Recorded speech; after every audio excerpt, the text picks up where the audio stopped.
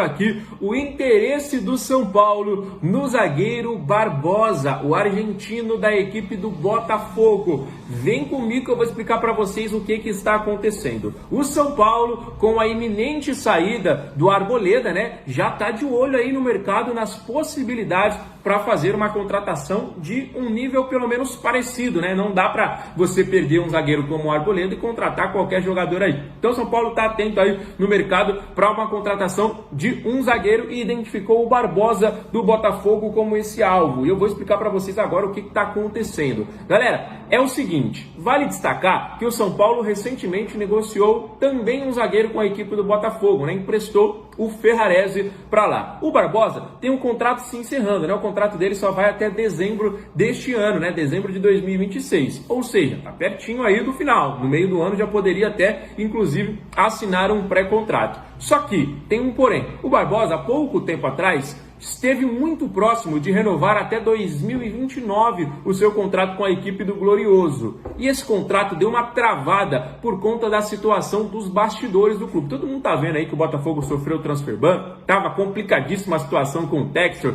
devia não sei quem, tava situação. Por conta disso, o Barbosa não renovou o contrato com o Botafogo, né? Porque tinham salários atrasados, tinha muita coisa acontecendo e o jogador deu uma travada ali, esfriou o negócio. Com isso, atento a essa possibilidade, o São Paulo conversou com o Barbosa, né, enviou representantes aí para entender como é que tá essa situação, em que pé que tá isso aí, ó Barbosa, você ainda pensa em renovar? Com isso tudo que está acontecendo, você não quer renovar? Teria a possibilidade, né, de você vir para o São Paulo? Quanto seria o seu salário? Questão de tempo contratual? Botafogo, como é que seria a liberação aí do zagueiro? Então o São Paulo está entendendo tudo o que de fato está acontecendo. Como eu expliquei para vocês, o contrato está se encerrando agora em 2026. Esteve muito próximo de uma renovação até 2029, mas travou, esfriou devido a todos os problemas internos que vive o Botafogo, né? O Botafogo está aí trocando de treinador a toda hora, o John Textor envolvido em polêmicas, em mais polêmicas, sendo investigado, o clube com transfer ban. Está muito complicado, né, de fato,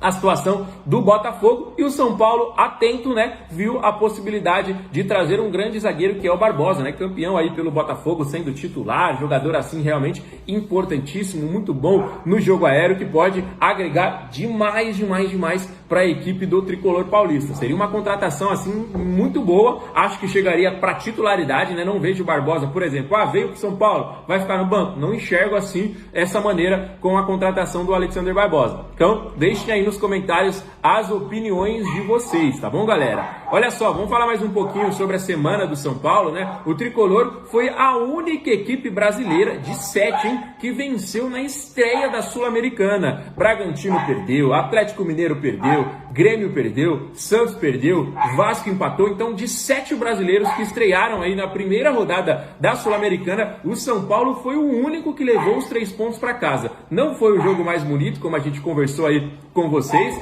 mas foi 3 pontos. 3 pontos é 3 pontos, se joga bonito, se joga feio. 3 pontos foi levado aí na bagagem para nossa casa, e o São Paulo saiu aí como a única equipe brasileira vitoriosa na estreia da Copa Sul-Americana. E agora a gente muda a chavinha, né? Porque amanhã tem Campeonato Brasileiro, rapaziada. Amanhã o São Paulo tem mais um compromisso importantíssimo pelo Campeonato Brasileiro, um jogo que realmente vai ser assim de extrema importância para a sequência, né? O São Paulo vem de vitórias consecutivas, né? A gente sabe que vem sendo muito importante aí agora essa moral para a equipe.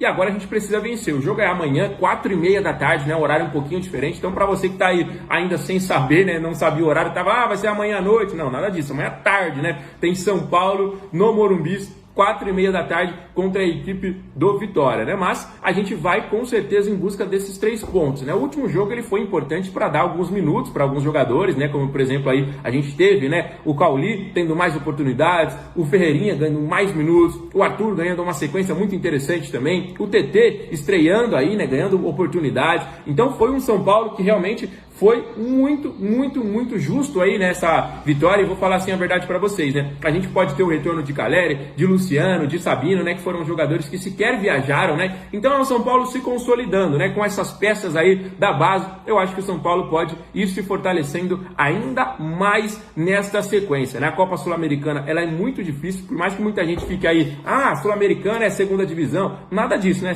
a gente pode pegar o exemplo do que eu acabei de citar, de 7 equipes brasileiras, e não é qualquer time, né? O São Paulo foi o único que venceu. O Santos perdeu, o Atlético Mineiro também perdeu, o Grêmio também perdeu, né? A gente viu o Bragantino que vinha até bem, mas também acabou sendo derrotado, né? Rapaziada, o Vasco empatou fora de casa. Então são compromissos muito difíceis, por isso que a gente tem que valorizar e muito essa vitória. O Boston River é o melhor time do mundo? Não, é um time até fraco, né? Vamos dizer assim, porque é um dos últimos colocados do Campeonato Uruguaio. Mas as outras equipes também não enfrentaram os melhores times do mundo, né? O Santos perdeu pro Deportivo Cuenca, né? O Bragantino perdeu pro Carabobo. O Atlético Mineiro perdeu pro...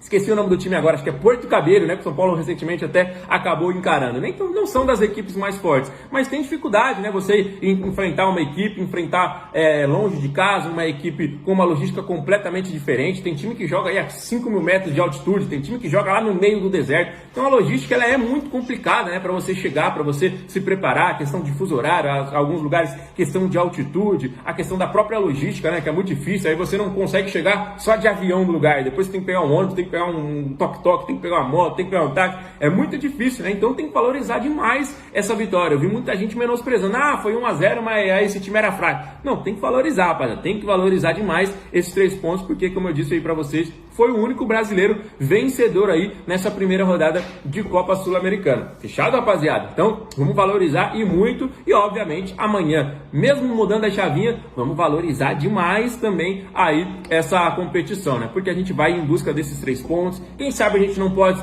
nessa rodada se aproximar do Palmeiras? Quem sabe São Paulo não vença e o Palmeiras perca o clássico, né? É possível. É um derby, sempre tudo é possível, né? O Corinthians venceu ontem na Libertadores, estreou o técnico Fernando Diniz. Então por que será que o Corinthians não pode vencer o Palmeiras? É difícil? É muito difícil. É uma ladeira muito alta hoje você venceu o Palmeiras, né? O Palmeiras vem de uma sequência inacreditável, né? Absurda a sequência que os caras vêm. Mas, por que não, né, rapaziada? E eu confesso pra vocês, não gosto de torcer nem pro Corinthians nem pro Palmeiras. Mas no clássico eu vou torcer pro Corinthians, pensando obviamente na tabela do Campeonato Brasileiro. Porque se São Paulo vence em casa, que é possível, e o Corinthians ganha do Palmeiras, que também é possível, é um clássico, o São Paulo fica aí a 2 pontos da liderança do campeonato, né? Então, pode ser aí um momento importantíssimo do Campeonato Brasileiro. Então vamos torcer demais. Esse fim de semana promete muitas novidades, com muita coisa acontecendo, né, nos bastidores e tudo mais. Então, rapaziada, vale lembrar uma coisa importante também, que esse ano é ano eleitoral. A gente não pode esquecer desses nomes que estão todos sendo aí falados.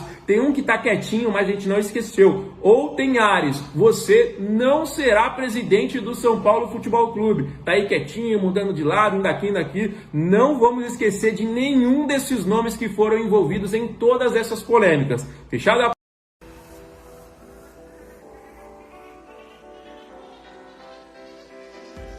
O ponto inicial desse vídeo aqui será sobre uma parada que eu tanto clamei aqui no canal e acabou acontecendo. O Abel Ferreira foi punido, porém, eu não concordei com essa punição. Eu achei que foi uma punição injusta.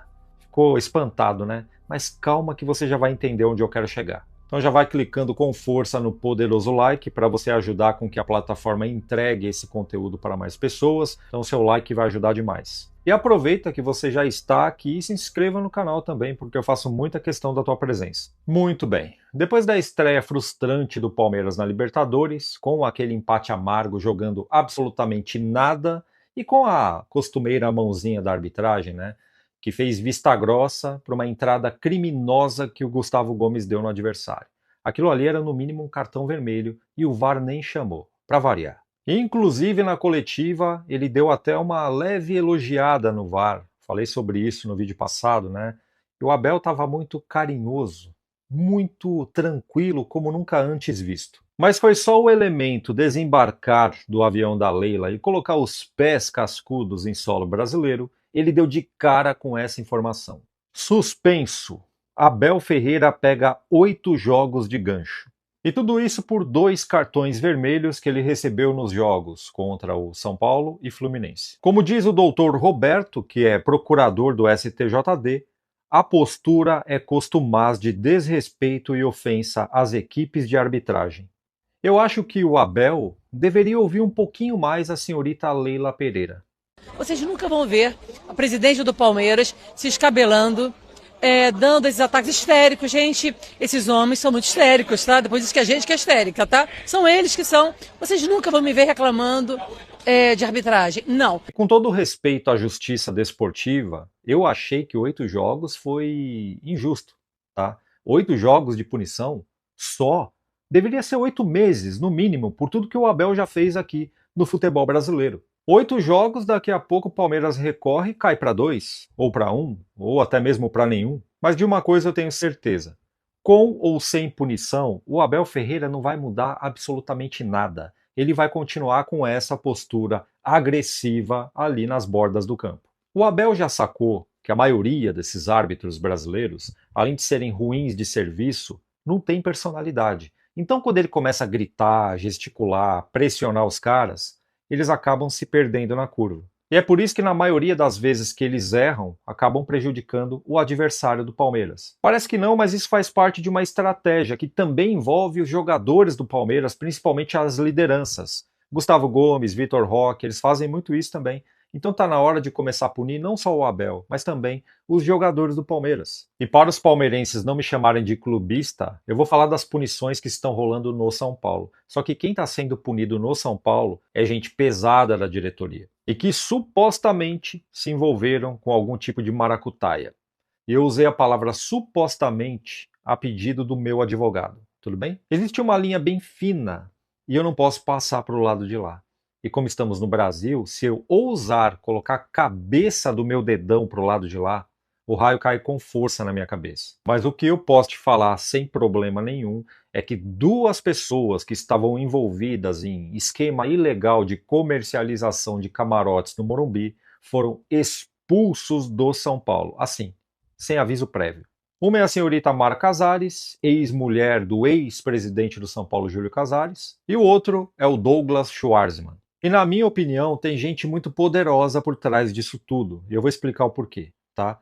Eu não acredito que o senhor Maciz um belo dia resolveu acordar com a cara, a coragem e a dentadura e partiu para cima do sistema, porque o pessoal que está pulando fora são muito fortes no São Paulo. Sozinho, o senhor Miyagi Tricolor não ia fazer isso nunca. Para falar a verdade, ele não tem cara que espanta uma barata. Quem dirá bater de frente com esse sistema tricolor aí. E eu não sei se você reparou, mas toda essa revolução vem acontecendo no São Paulo desde dezembro do ano passado.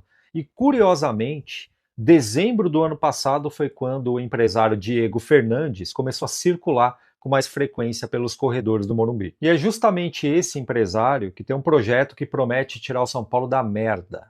E eu lembrei até daquele ditado: para arrumar, tem que bagunçar.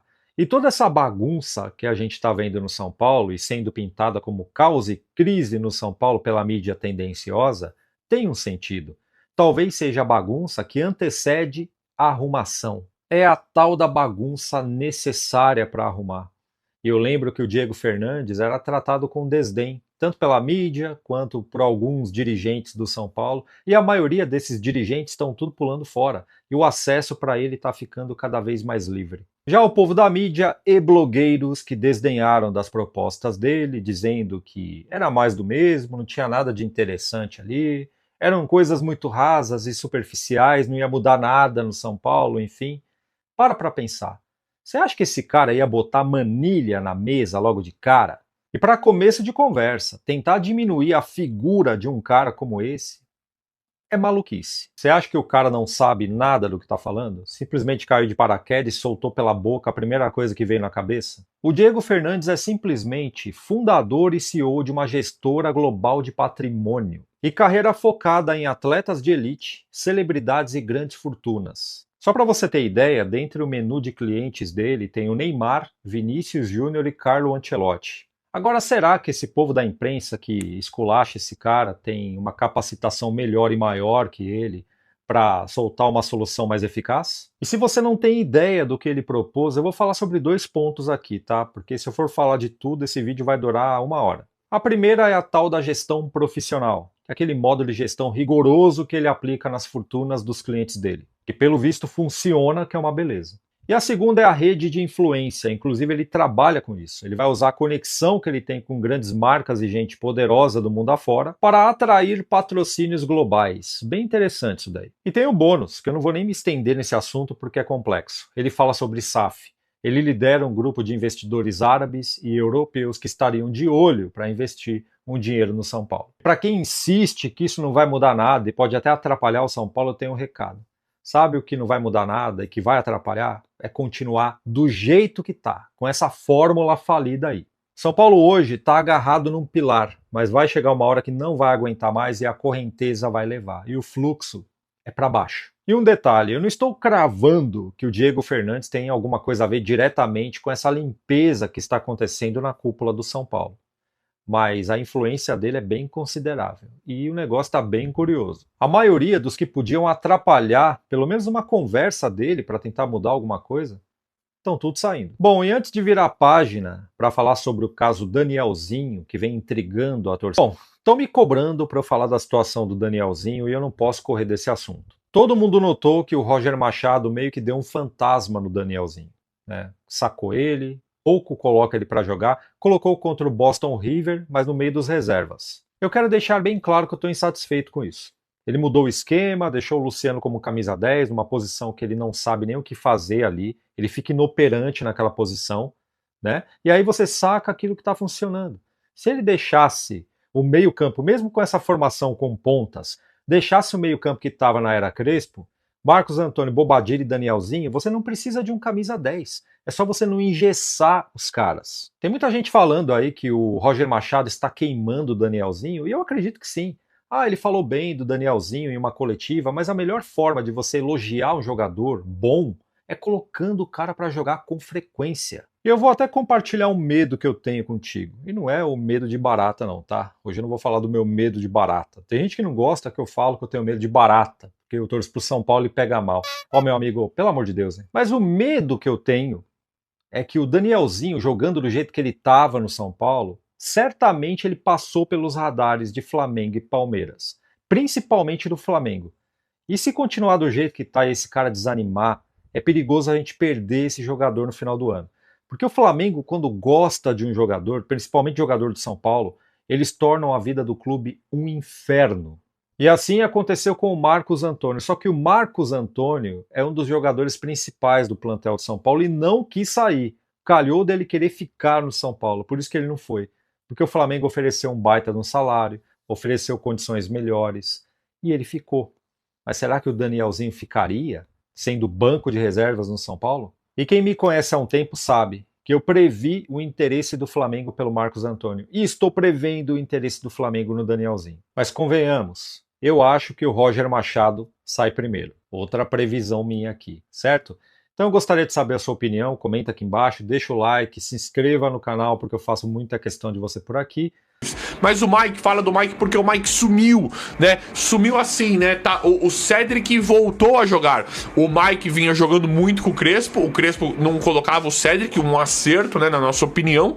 E o Mike vinha jogando. Agora o reserva passou a ser o Cedric do Lucas Ramon. Não é mais o Mike. Então falam que o Mike ele pode estar sentindo os treinos. Mas assim, eu vejo muito potencial no Mike. Acho que não vai desgastar o garoto, não. Vejo muito potencial no Mike e acho interessante sim colocar um treininho um pouquinho mais forte. Detalhe, parênteses aqui na verdade, não é pra quebrar nenhum jogador no treino, não é pra machucar ninguém no treino, óbvio que não é pra desgastar burramente e fisicamente o jogador no treino, mas assim, você precisa puxar o físico desses jogadores. Esse Luciano ele parece uma tartaruga, né? Esse cara não aguenta correr mais. Então tô dando o Luciano como exemplo. O André Silva, tudo bem que ele se lesionou, mas ele está horroroso fisicamente falando. Então acho que tem que fazer um treino melhor. O Pablo Maia já tinha voltado da lesão, estava inaceitável no treino.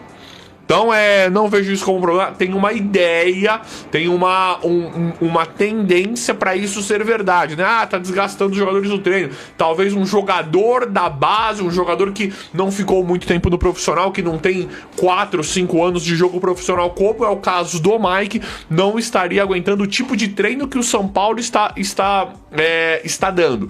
Mas aí é uma questão de adaptação. Acho que o Mike ele pode se adaptar sim a um treino mais forte, tá ali pra isso, é um jogador da base, tecnicamente muito promissor e que tem tudo pra dar certo fisicamente também.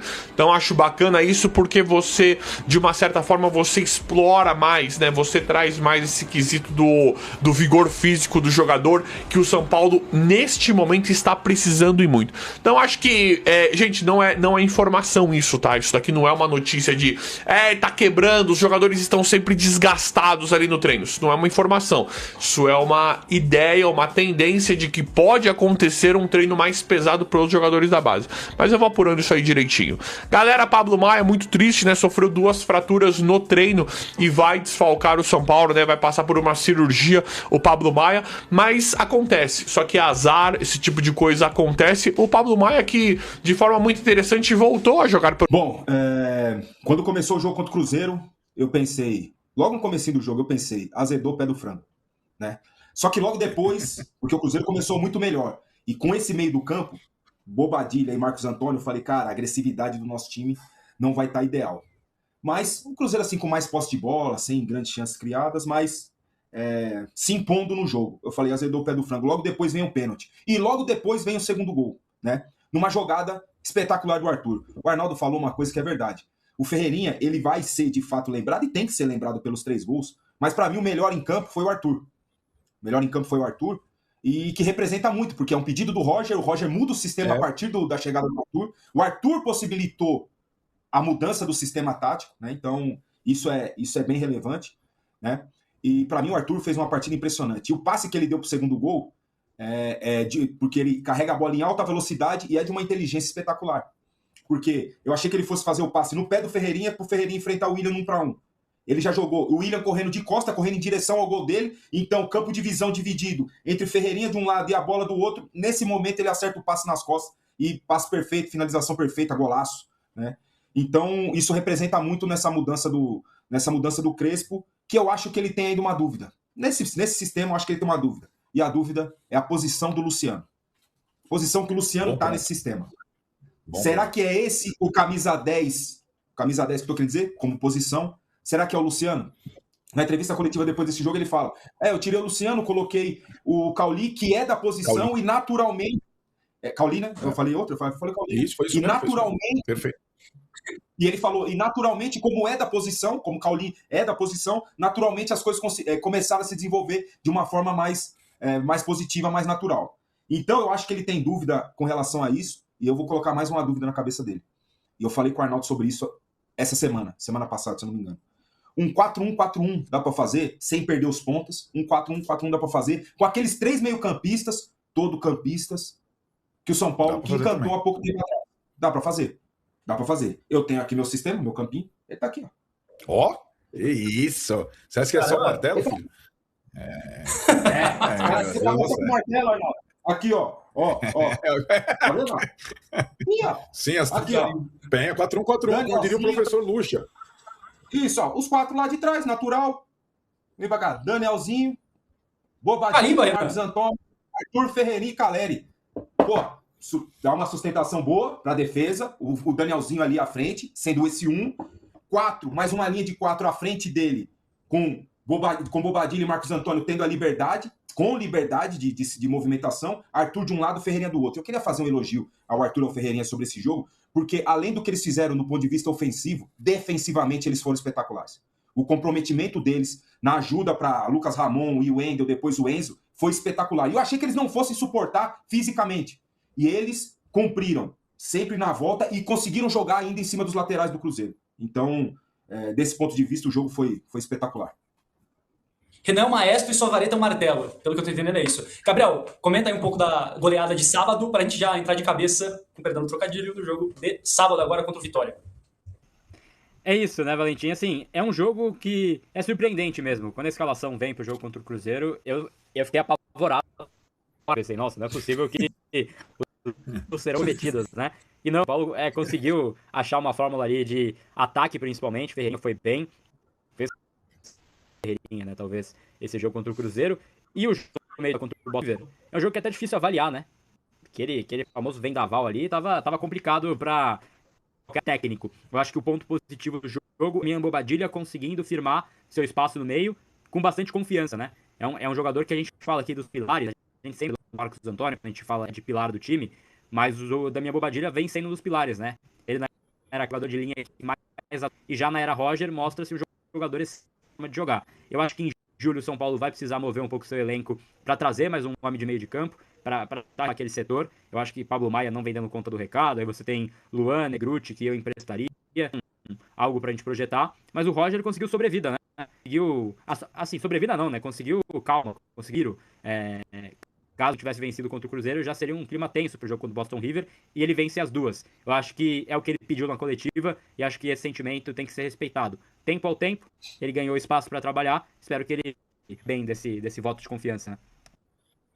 Estou sendo destroçado no chat porque não estou lendo as mensagens, então leio agora. O Álvaro Filho, esse contrato de shows é o símbolo maior de um clube podre e que abandonou o futebol. É vergonhoso jogarmos em Campinas tendo o melhor estádio do país. Pois é, antecipando aqui a opinião clara do Álvaro, mas o São Paulo jogará contra o Mirassol no dia 25 de abril no estádio Brinco de Ouro da Princesa, em Campinas, e não no Canindé. São Paulo achou o gramado do Canindé pouco favorável, vai jogar então no Brinco de Ouro. São Paulo tem também um jogo no dia 3, a saída se dá pelos shows do The Weeknd, né, que acontecem, não ironicamente, mas no fim de semana, no dia 30 e no dia 1º de maio.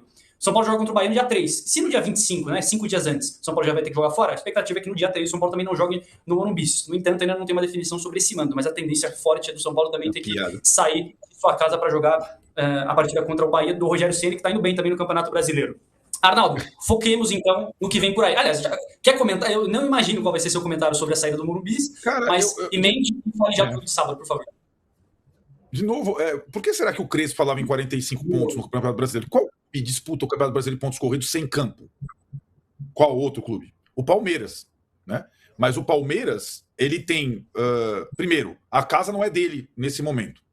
Segundo, é muito vantajoso. Terceiro, ele fez uma casa, a Leila fez uma casa, ela alugou uma casa para ser a sua segunda, a casa de campo, que é a Barueri, que hoje serve como segunda casa. Mesmo gramado, mesma situação. Tá. O São Paulo não tem uma segunda casa, não tem um aluguel, né? Aliás, eles ficam tripudiando do São Paulino, não aluga o estádio, tão certo, a música, né? Não aluga o estádio, né?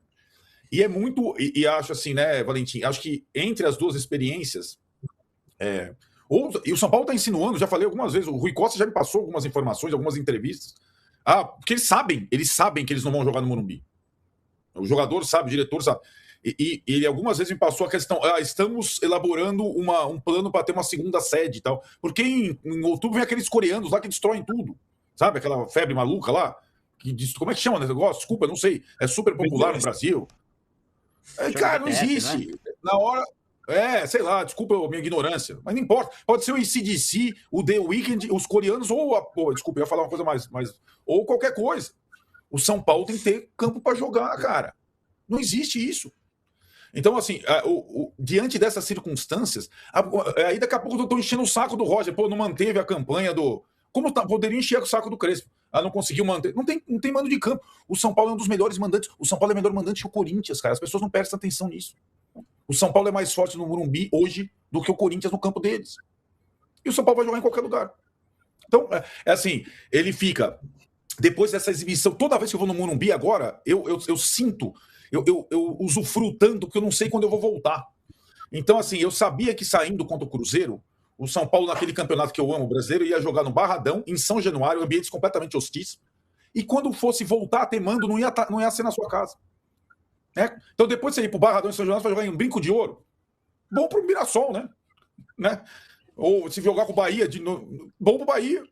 Então, é muito difícil esse aspecto, inclusive para quem joga, né? Eu acho que deve ser muito frustrante. E para o torcedor do São Paulo é uma apunhalada nas costas. Ainda mais com essa situação. A gente não crê nesse acordo. E esse acordo, ele se mostrou, no final das contas,